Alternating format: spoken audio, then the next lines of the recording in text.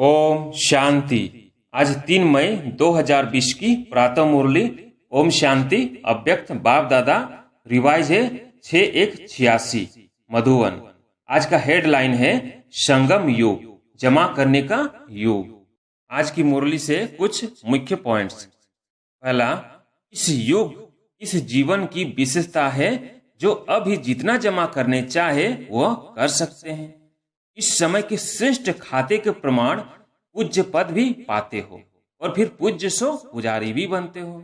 इस समय के श्रेष्ठ कर्मों का, श्रेष्ठ नॉलेज का, श्रेष्ठ संबंध का, श्रेष्ठ शक्तियों का, श्रेष्ठ गुणों का सब श्रेष्ठ खाते अभी जमा करते हो। दूसरा, भक्ति में भावना का फल है, अभी वर्षे और वरदान का फल है। इसलिए इस समय के महत्व को जान, प्राप्तियों को जान, जमा के हिसाब को जान, त्रिकालदर्शी बन हर कदम उठाते रहते हो। इस समय का 1 सेकंड इतने साधारण समय से बड़ा है। तीसरा, 100 अधिकारी अर्थात सर्व कर्मेंद्रियों रूपी प्रजा के राजा बनना। प्रजा का राज्य है या राजा का राज्य है, यह तो जान सकते हो ना। प्रजा का राज्य है तो राजा नहीं कहलाएंगे। प्रजा के राज्य में राजवंश समाप्त हो जाता है। कोई भी एक कर्मेंद्रियां धोखा देती है तो 100 राज्य अधिकारी नहीं कहेंगे। ऐसे भी कभी नहीं सोचना कि 1-2 कमजोरी तो होती ही है, संपूर्ण तो लास्ट में बनना है। चौथा, जो अभी बाप की समानता की आज्ञा प्रमाण बाप के दिल तख्त नशीन बनते हैं वही राज्य तख्त नशीन बनते हैं। बाप समान बनना अर्थात बाप के दिल तख्त नशीन बनना। जैसे ब्रह्मा बाप संपन्न और समान बने, ऐसे संपूर्ण और समान बनो। पांचवा, संबंध में सदा हर आत्मा के प्रति शुभ भावना, कल्याण की भावना हो, स्नेह की भावना हो, सहयोग की भावना हो। कैसे भी भाव स्वभाव वाला हो लेकिन आपका सदा श्रेष्ठ भाव हो। छठा, सेवा का सबसे तीखा साधन है समर्थ संकल्प की सेवा। समर्थ संकल्प भी हो, बोल भी हो और कर्म भी हो, तीनों साथ साथ कार्य करें, यही शक्तिशाली साधन है। सातवां, पहला, जो अनेक बार विजयी आत्माएं हैं उन्हों की निशानी क्या होगी? उन्हें हर बात बहुत सहज और हल्की अनुभव होगी। जो कल्प कल्प के विजयी आत्माएं नहीं, उन्हें छोटा सा काज भी मुश्किल अनुभव होगा, सहज नहीं लगेगा। हर कार्य करने के पहले स्वयं को ऐसे अनुभव करेंगे जैसे यह कार्य हुआ ही पड़ा है। होगा या नहीं होगा यह क्वेश्चन नहीं उठेगा, हुआ ही पड़ा है यह महसूसता सदा रहेगी। पता है सदा सफलता है ही, विजयी है ही, ऐसे निश्चय बुद्धि होंगे। अब विस्तार से आज सर्व बच्चों के तीनों काल को जानने वाले त्रिकालदर्शी बाप दादा सभी बच्चों के जमा का खाता देख रहे हैं। यह तो सभी जानते ही हो कि सारे कल्प में श्रेष्ठ खाता जमा करने का समय सिर्फ यही संगम युग है। छोटा सा युग, छोटी सी जीवन है, लेकिन इस युग इस जीवन की विशेषता है जो अभी जितना जमा करने चाहे वो कर सकते हैं। इस समय के श्रेष्ठ खाते के प्रमाण पूज्य पद भी पाते हो और फिर पूज्य से पुजारी भी बनते हो। इस समय के श्रेष्ठ कर्मों का, श्रेष्ठ नॉलेज का, श्रेष्ठ संबंध का, श्रेष्ठ शक्तियों का, श्रेष्ठ गुणों का सब श्रेष्ठ खाते अभी जमा करते हो। द्वापर से भक्ति का खाता अल्पकाल का अभी अभी किया, अभी अभी फल पाया और खत्म हुआ। भक्ति का खाता अल्पकाल का इसलिए है क्योंकि अभी कमाया और अभी खाया। जमा करने का अविनाशी खाता जो जन्म जन्म चलता रहे वह अविनाशी खाते जमा करने का अभी समय है। इसलिए इस श्रेष्ठ समय को पुरुषोत्तम युग या धर्मायु युग कहा जाता है, परमात्म अवतरण युग कहा जाता है। डायरेक्ट बाप द्वारा प्राप्त शक्तियों का युग यही गाया हुआ है।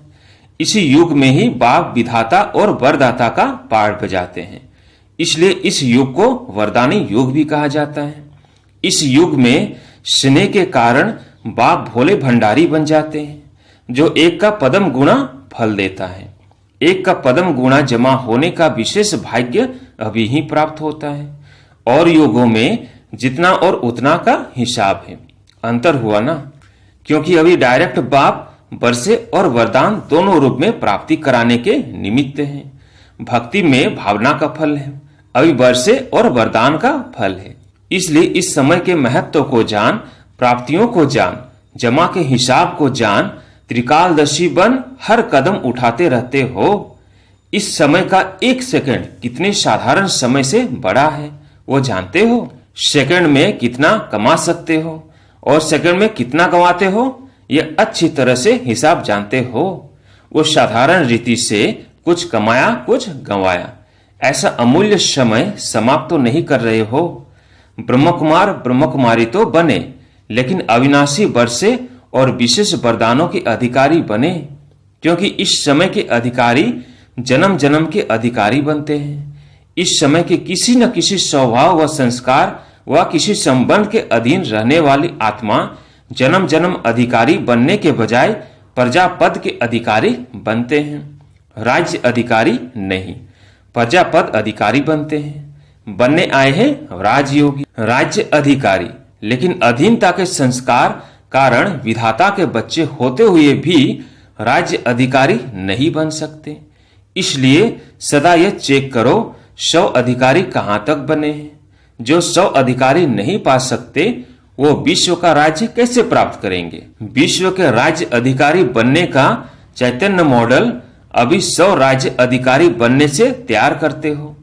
कोई भी चीज का पहले मॉडल तैयार करते हो ना, तो पहले इस मॉडल को देखो। 100 अधिकारी अर्थात सर्व कर्मेंद्रियों रूपी प्रजा के राजा बनना।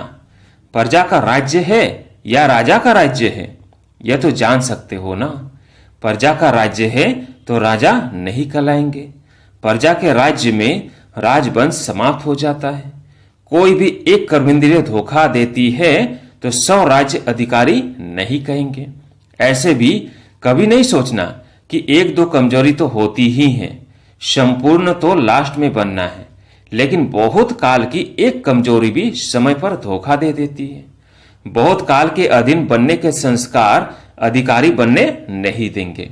इसलिए अधिकारी अर्थात 100 अधिकारी अंत में संपूर्ण हो जाएंगे। इस धोखे में नहीं रह जाना। बहुत काल का 100 अधिकार का संस्कार बहुत काल के विश्व अधिकारी बनाएगा। थोड़े समय के 100 राज्य अधिकारी थोड़े समय के लिए ही विश्व राज्य अधिकारी बनेंगे। जो अभी बाप की समानता की आज्ञा प्रमाण बाप के दिल तख्त नशीन बनते हैं, वही राज्य तख्त नशीन बनते हैं। बाप समान बनना अर्थात बाप के दिल तख्त नशीन बनना। जैसे ब्रह्मा बाप संपन्न और समान बने, ऐसे संपूर्ण और समान बनो। राज्य तख्त के अधिकारी बनो। किसी भी प्रकार के अलवेलेपन में अपना अधिकार का वर्षा व वरदान कम नहीं प्राप्त करना। तो जमा का खाता चेक करो। नया वर्ष शुरू हुआ है ना, पिछला खाता चेक करो और नया खाता समय और बाप के वरदान से ज्यादा जमा करो। सिर्फ कमाया और खाया ऐसा खाता नहीं बनाओ। अमृत वेला योग लगाया जमा किया, क्लास में स्टडी कर जमा किया और फिर सारे दिन में परिस्थितियों के वश व माया के वार के वश व अपने संस्कारों के वश जो जमा किया वो युद्ध करते विजय बनने में खर्च किया। तो रिजल्ट क्या निकले? कमाया और खाया, जमा क्या हुआ? इसलिए जमा का खाता सदा चेक करो और बढ़ाते चलो। ऐसे ही चार्ट में सिर्फ राइट नहीं करो। क्लास किया, हाँ योग किया, लेकिन जैसे शक्तिशाली योग समय के प्रमाण होना चाहिए वैसे रहा। समय अच्छा पास किया, बहुत पसंद आया। वर्तमान तो बना, लेकिन वर्तमान के साथ जमा भी किया। इतना शक्तिशाली अनुभव किया। चल रहे हैं, सिर्फ यह चेक नहीं करो। किसी से भी पूछो कैसे चल रहे हो तो कह देते बहुत अच्छे चल रहे हैं, लेकिन किस स्पीड में चल रहे हैं यह चेक करो। चींटी की चाल चल रहे हैं व रॉकेट की चाल चल रहे हैं। इस वर्ष सभी बातों में शक्तिशाली बनने की स्पीड को और परसेंटेज को चेक करो।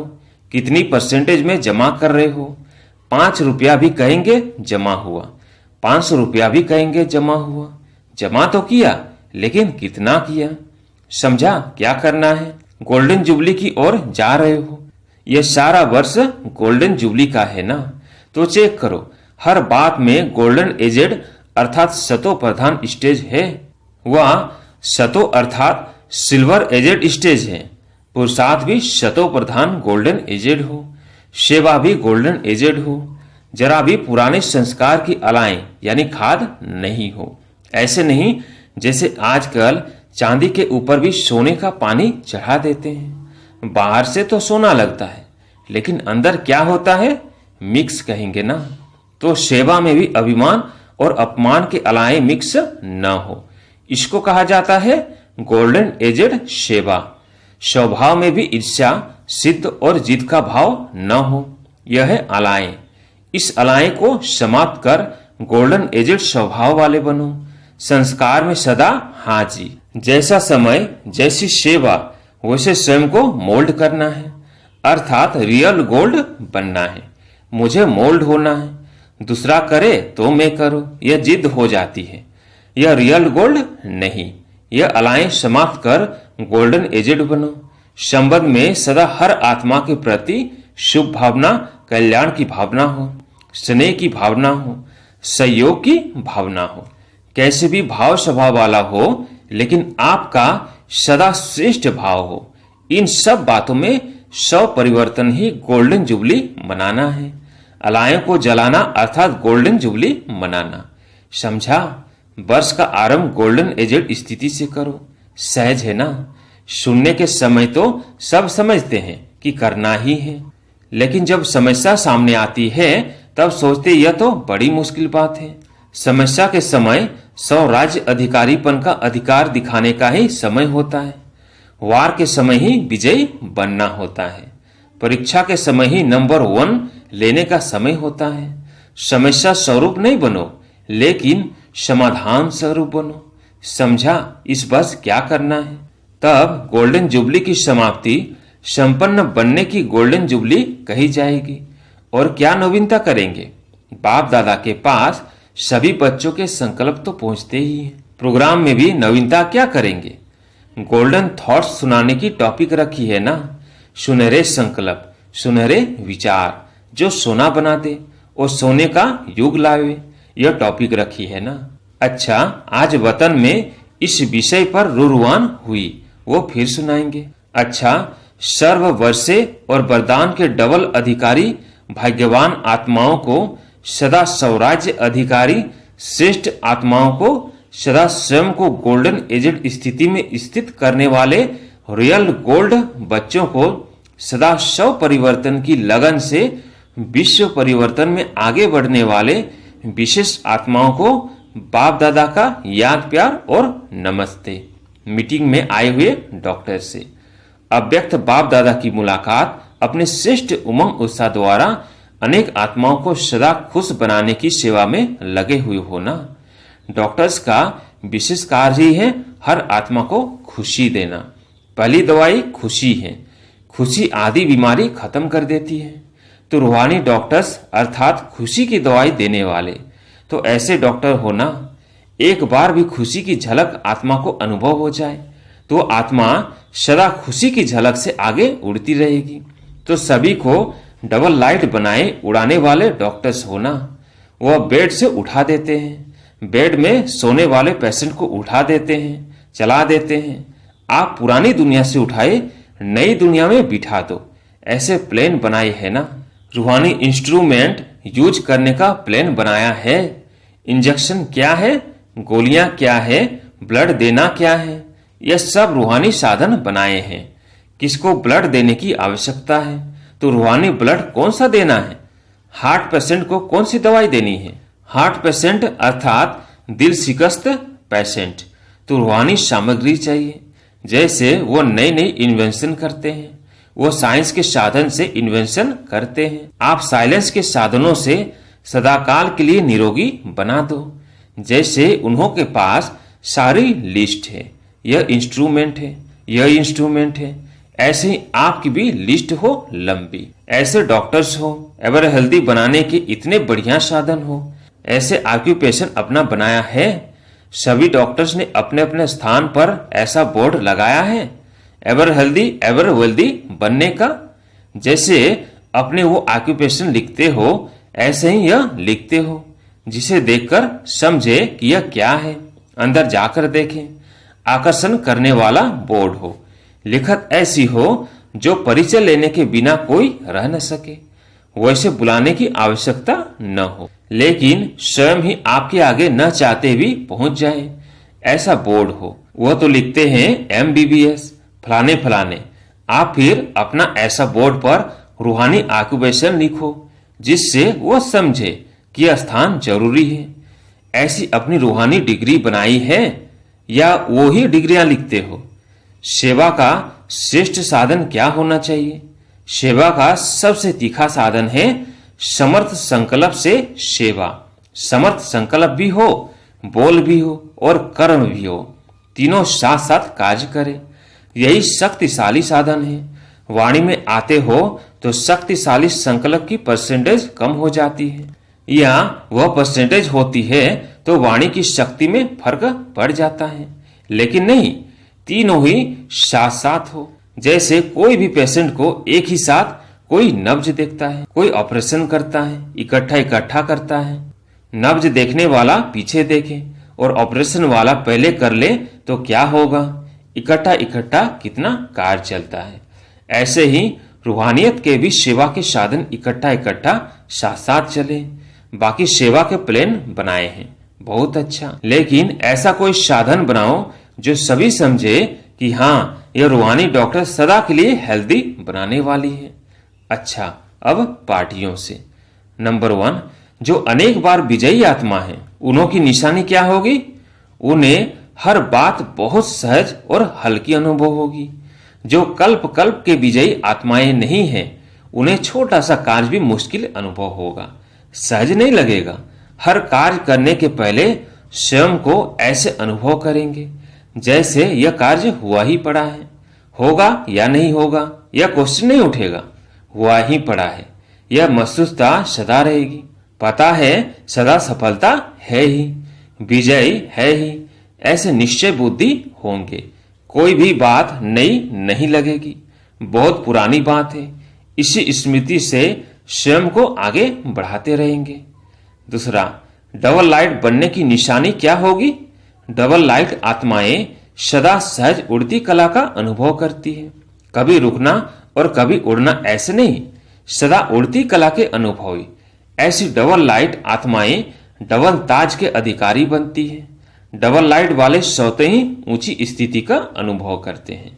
कोई भी परिस्थिति आवे, याद रखो हम डबल लाइट हैं। बच्चे बन गए अर्थात हल्के बन गए, कोई भी बोझ नहीं उठा सकते। अच्छा, ओम शांति। आज प्यारे मीठे बाबा का वरदान है शुभ चिंतन और शुभ चिंतक स्थिति के अनुभव द्वारा ब्रह्माबाप समान मास्टर दाता भवो। ब्रह्माबाप समान मास्टर दाता बनने के लिए ईर्ष्या, घृणा और क्रिटिसाइज, इन 3 बातों से मुक्त रहकर सर्व के प्रति शुभ चिंतक बनो और शुभ चिंतन स्थिति का अनुभव करो। क्योंकि जिसमें ईर्ष्या की अग्नि होती है वे स्वयं जलते हैं, दूसरों को परेशान करते हैं। घृणा वाले खुद भी गिरते हैं, दूसरे को भी गिराते हैं।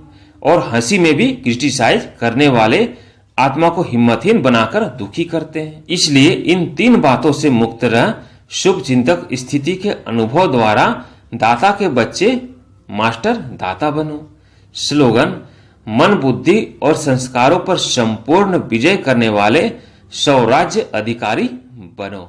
ओम शांति।